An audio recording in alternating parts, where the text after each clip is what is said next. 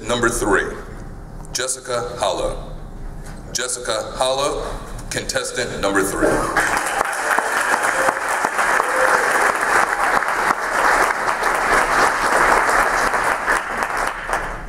Troy, men in trees. What a mental picture does that call up? Men scattered throughout the trees like so much fruit waiting to be picked. And how appropriate a title. It also evokes that men at work sign that you see. So between those two images, I think before I got started, I got a really clear picture of where the speech was going. And you really delivered on that. What a great speech. It was a great exercise in just enough of a story. Some of us as Toastmasters, myself included, are really guilty of trying to cram as much information as possible into a 5 to 7 minute time span. And you end up going 1,000,000 miles an hour by the end of your speech and no one can understand you by the end of it anyway and you have no idea what just happened. But in 5 to 7 minutes, he delivered a really great story. Just enough detail to keep us involved, didn't need to stretch it out, just the perfect length so that by the end of it, I'm like, oh my gosh, 5 to 7 minutes were over, but I still understood everything that went on. It was amazing, so thank you. One thing I would do to further enhance that really wonderful story is watch your hands. I'm guilty of this, I'm probably doing it right now. Your hands come together in that prayer position when they don't have anything better to do with themselves. They just kind of stand here and they're distracting and you run your hands over each other. So that does get distracting for me.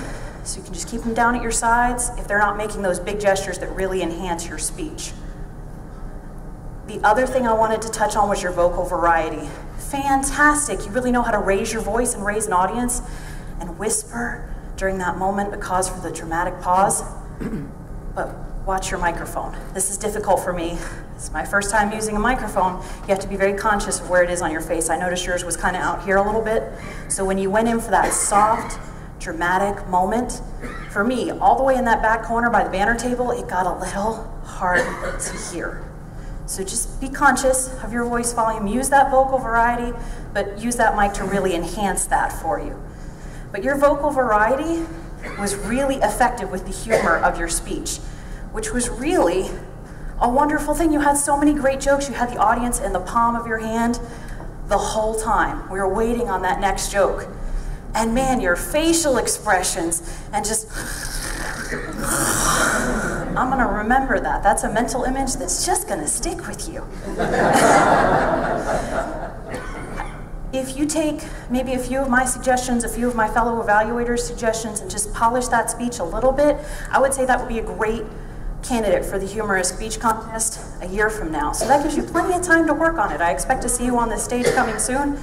But you know what? You don't want to hear about what you should and shouldn't do. I should just let you get back to rest, right? Mr. Contest Master.